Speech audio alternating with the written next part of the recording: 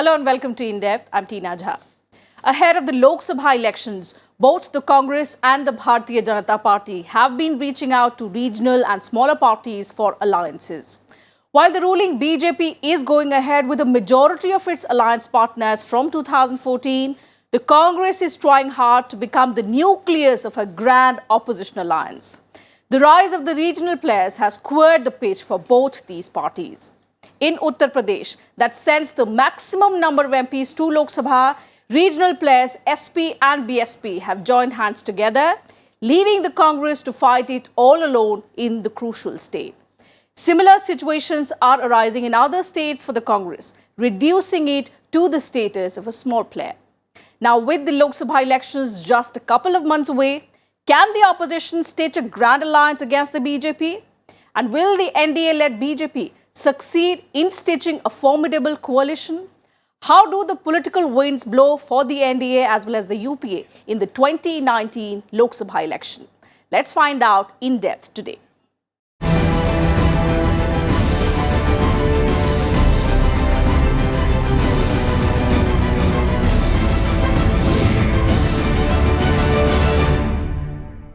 The general elections are just around the corner, and both the BJP and the Congress are looking to form new alliances and refresh the existing ones. In the latest development, the BJP is looking towards its old-time ally, the Shiv Sena, and former ally, the AIADMK, to replicate the results of 2014. 2 months before general elections 2019, both the ruling NDA and the opposition UPA are trying hard to cement political alliances at the state as well as at the central level. For the BJP, the thorniest issue has been to firm up an alliance with its oldest ally, the Shiv Sena in Maharashtra. Both held several rounds of talks to firm up the deal, with Maharashtra Chief Minister Devendra Fadnavis meeting Uddhav Thackeray in Mumbai last week. Maharashtra has 48 Lok Sabha seats, second only to Uttar Pradesh's 80. It's a crucial state for both the ruling NDA and the opposition. For both the BJP and the Shiv Sena, the alliance is expected to replicate the results of 2014. In 2014 general elections, the Shiv Sena BJP alliance won 41 of the 48 seats. BJP won 23 while Shiv Sena won 18 seats. The NCP Congress alliance won just 6 seats. The alliance comes after the Shiv Sena announced in January 2018 that it will go solo in all future elections, including the Lok Sabha polls. The two parties have been allies for nearly 3 decades. However, their alliance encountered a rough patch over seat sharing in 2014 Maharashtra Assembly elections. After fighting the election separately, both parties joined hands to form government after the election results. However, with all eyes on the upcoming general elections, both parties have no choice but to come together. The Shiv Sena remains an ally of the BJP, though there have been differences, there are political tu-tu-meme, if I recall, and all the time. But that's one alliance that remains together. Other than the Shiv Sena, the BJP is also bringing its former ally from Tamil Nadu, the AIADMK, into its fold. In 2014, the BJP formed alliance with MDMK, PMK, DMDK, IJK, KMDK. However, the alliance only managed to win 2 seats. The Congress contested alone all 39 seats in the state after having lost its major ally DMK and couldn't win a single seat like DMK. Under Jayalalitha's leadership, the AIADMK too contested alone. The results marked a landslide victory for AIADMK with 37 out of 39 seats. The NDA won the remaining 2. However, the BJP is looking to make it big in the state with the AIADMK in its fold. Though this time around, the party lacks the leadership of its popular leader Jayalalitha. After the landslide general elections victory of 2014, 2019 presents a different challenge for the NDA. This time, it looks like its alliances will play a deciding role in the matter. With inputs from Astha Kulshresht, Bureau Report, Rajya Sabha TV. Two major alliances, the NDA and the UPA, contest the Lok Sabha elections. The NDA is led by the BJP, while the UPA is led by the Congress party. In our next report, let's analyze the strength of both the national alliances in the 2014 general elections. First formed in 1998, the National Democratic Alliance, led by the BJP, initially had 13 constituent parties. The NDA ruled from 1999 to 2004, becoming the first coalition government to complete a full 5-year term at the centre. The alliance returned to power in 2014, winning 336 of the 543 Lok Sabha seats. Led by Narendra Modi-led BJP, the alliance of more than 25 parties registered its best performance in the 2014 general election with a vote share of 38.5%.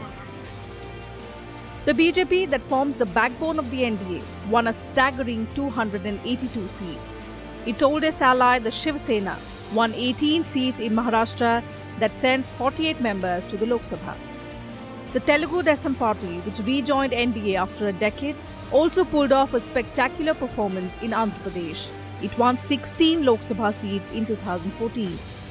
Ramvilas Paswan's Lok Janshakti Party also staged a return to the NDA after 10 years, taking 6 seats in Bihar. Another old partner of the BJP, the Shiromani Akali Dal, won 4 seats in Punjab. Upendra Kushwaha's Rashtriya Lok Samata Party won all the 3 seats it was allotted in Bihar in 2014. Another party which made its debut in the Lok Sabha in 2014 was Apna Dal. It won 2 seats in alliance with the BJP. The Naga People's Front, also an old NDA ally, won the lone Nagaland seat. Former Lok Sabha Speaker P.A. Sangma won a seat for the National People's Party for a record 9th time. He too was part of the NDA. NDA partner PMK won 1 seat in Tamil Nadu. The Swabhimani Paksh retained 1 seat in Maharashtra, while All India NR Congress also won 1 Lok Sabha seat. Some other NDA constituents like the DMDK, Haryana Janhit Congress, MDMK, IJK, KMDK could not win seats in the 2014 Lok Sabha. Besides, several other parties like RPI, Janasena, United Democratic Front Alliance in Mizoram, the Gorkha Janmukti Morcha, Manipur People's Party, Maharashtravadi Gomantak Party and Kerala Congress Nationalist extended support to the BJP-led NDA alliance in the 2014 general elections. This country has seen what is called as era of coalitions. The last time such an era of coalition did not happen was, of course, 2014 is the last time when Bharatiya Janata Party got a clear majority in the Lok Sabha. Even though with alliance it crossed almost 300 plus. But by and large, the party decided to go with the alliance partners with whom it was going on. Before that, it was Rajiv Gandhi's time in 1984 when the Congress party got a very, very clear mandate, 400 plus mandate in the Lok Sabha in a house of 543. So since then, we've had coalitions which had been governing the country, barring in 1991 when P.V. Narasimha Rao's Congress party was a minority government. It did not have the clear majority, but the situation and circumstances was so that nobody challenged that government for some time to come, and subsequently the government turned into a majority government. 5 years later, going into the 2019 election, the NDA has lost 2 key partners, the TDP and the RLSP. Both together contributed 19 seats in 2014. BJP is a single political party which has on its own a simple majority that it has got in 2014, and you have Mr. Narendra Modi as a his aura as a political spin, a master or a person who can deliver as a decisive leader is there for everyone to see. In that context, the fight between UPA and BJP is going to be huge. In contrast, the United Progressive Alliance, led by the Congress, won 59 of 543 Lok Sabha seats in 2014. In 2014, the Congress won just 44 Lok Sabha seats, which was its worst ever performance. National Congress Party, the Maharashtra-based ally of Congress, won 6 seats, while UP-based partner RLD and Tamil Nadu's DMK drew a blank. However, encouraged by the election results in 3 states, Madhya Pradesh, Chhattisgarh, and Rajasthan, the Congress has been in talks with regional parties for a grand alliance against the BJP. Although, with no seat sharing formula or even a leader to project as the prime ministerial candidate, an alliance for the centre seems a distant reality for now. Bureau Report, Rajya Sabha TV. In the run-up to the Lok Sabha elections 2019, opposition parties are hoping to put up a contest through a Mahagathbandhan or a grand alliance. But before the alliance can take off, there is still a lot of hard bargaining to be gone through. Here's a detailed report. Up against a formidable NDA government led by Prime Minister Narendra Modi, the opposition is hoping to put up a contest through a Mahagathbandhan or a grand alliance of parties. Right now, the leaders who are fully on board with the idea seem to be Telugu Desam Party's N. Chandrababu Naidu, Trinamool Congress's Mamata Banerjee, Nationalist Congress Party's Sharad Pawar and Aam Aadmi Party's Arvind Kejriwal. But parties like Naveen Patnaik's Biju Janata Dal and K. Chandrasekhar Rao's Telangana Rashtriya Samiti are yet to declare their allegiance. Parties that are banning on a no BJP and no Congress dispensation include the Bahujan Samaj Party Supremo Mayawati, Congress President Rahul Gandhi and Samajwadi Party Chief Akhilesh Yadav. The last big one which we've all heard about is the Samajwadi Party and Bahujan Samaj Party in Uttar Pradesh, where they announced an alliance. And if you remember, it was last in 1993 when the SP and BSP were together, but sharp political differences as well as personal animosity between the leaders. At that point of time, Mayawati as the number 2 in the party and who was a chief minister candidate too, there was an allegation that the Samajwadi Party had attacked her in a guest house, and since then the relation deteriorated and they broke away. I think since then these parties didn't do much, they didn't have business together. But situation has changed, circumstances have changed. Mr. Mulayam Singh Yadav is not as active as he was at that point of time, and Mayawati ji has become the party president of the Bahujan Samaj. So she has now come up with an alliance with the Samajwadi Party, now led by Akhilesh Yadav, the former chief minister of Uttar Pradesh. In a bid to showcase a united third front, leaders of the opposition parties recently came together for a mega rally in New Delhi. The rally was hosted by the Aam Aadmi Party and its national convener Arvind Kejriwal. This get-together was close on the heels of a similar rally organized by West Bengal Chief Minister Mamata Banerjee in Kolkata that was attended by many opposition leaders. Kejriwal's rally saw leaders from across the country, including Mamata Banerjee, Andhra Pradesh Chief Minister N. Chandrababu Naidu, former Prime Minister H.D. Deve Gowda, National Conference leader Farooq Abdullah and Nationalist Congress Party Chief Sharad Pawar. Leaders from Samajwadi Party, DMK, RLD and RJD also joined the opposition's show of strength. Congress also lent its support to the rally with senior party leader Anand Sharma. Mahagathbandhan is supposed to be a rainbow alliance of political parties, in the sense that apart from BJP today, in this country, today there is no other political party which has a nationwide appeal.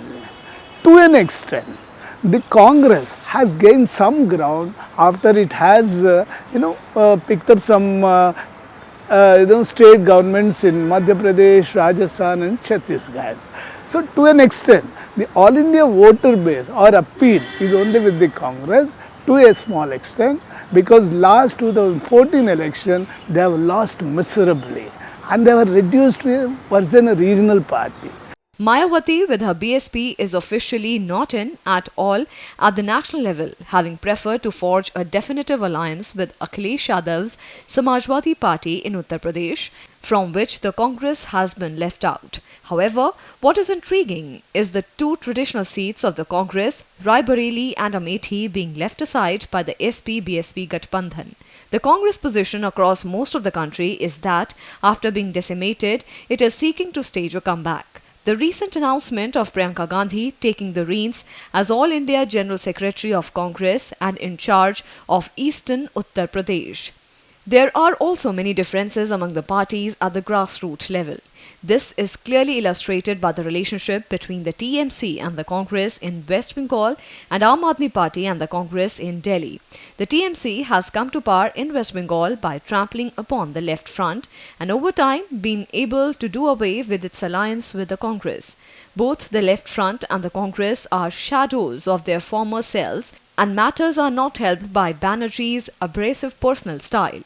The Congress is a house divided in the state on the issue of forging an alliance with the TMC, again things not being helped by continuing defections from the Congress to the TMC. Meanwhile, TDP chief N. Chandrababu Naidu has been consistently visiting the national capital over the past 1 year and meeting leaders in various states. Rahul Gandhi, former Prime Minister Manmohan Singh, former Prime Minister H.D. Devagowda, Delhi Chief Minister and Aam Aadmi Party leader Arvind Kejriwal, National Conference's Farooq Abdullah, TMC's Derek O'Brien, Samajwadi Party founder Mulayam Singh Yadav and others reached out to Naidu when he was fasting. It is interesting that the Telugu Desam Party forged an alliance with the BJP in 2014. But before the opposition alliance can take off, there is still a lot of hard bargaining to be gone through behind the scenes. Bureau Report, Rajya Sabha TV. So as regional parties in all parts of India gain stronghold, big guns, the BJP and the Congress are being forced to woo them. Let's look at the politics of coalition in the recent assembly elections held in India. The 2019 general elections could well be the story of a third axis, the rise of the regional parties. Representing India's diverse caste, class and ethnic groups, they have robbed both the Congress and the BJP of much needed support. As the regional parties increase in heft, the larger parties have been forced to woo them. The recent alliances, you can say, is the United Progressive Alliance, which is where the crux or the fulcrum of this alliance is Congress, where the UPA 1 and UPA 2 between 2004 to 14 ran the government, governed this country, and it was a clutch of more than 23 political parties coming together to come on a centrist political platform. The recent elections in Madhya Pradesh, Telangana, Rajasthan and Mizoram threw a big surprise for the polity. The Congress tasted success as the single largest party in Madhya Pradesh and Rajasthan, but it needed the smaller parties to form the government. Chhattisgarh was a surprise victory for the Congress that won as many as 68 seats. But in Telangana, it was the K. Chandrasekhar Rao-led Telangana Rashtra Samiti and in Mizoram, the Mizo National Front that formed the governments. The boost for the Congress in Rajasthan has also improved its chances for alliance partners, with the RLD announcing it will support the Congress in Rajasthan. The Telangana Rashtra Samiti that won over the Grand Alliance of TDP, Congress, CPI and TJS is supporting a non-Congress, non-BJP front. In Mizoram, the Mizo National Front returned to power after a gap of 10 years after beating the Congress in its last state it was ruling in the northeast. With inputs from Astha Kulshresht, Next 2 months are going to be very crucial as to how the UPA will shape up itself and how BJP is going to command its forces, with BJP as the fulcrum and a lot of small regional parties like the Shiva Sena or the Janata Dal United in Bihar, or maybe even they are trying to find a wider appeal with getting into Tamil Nadu with AIDMK as the alliance partner there, and they have made a push in Kerala, the West Bengal, and a lot of regional parties have joined the BJP in the northeast as well. Bureau Report for Rajya Sabha TV.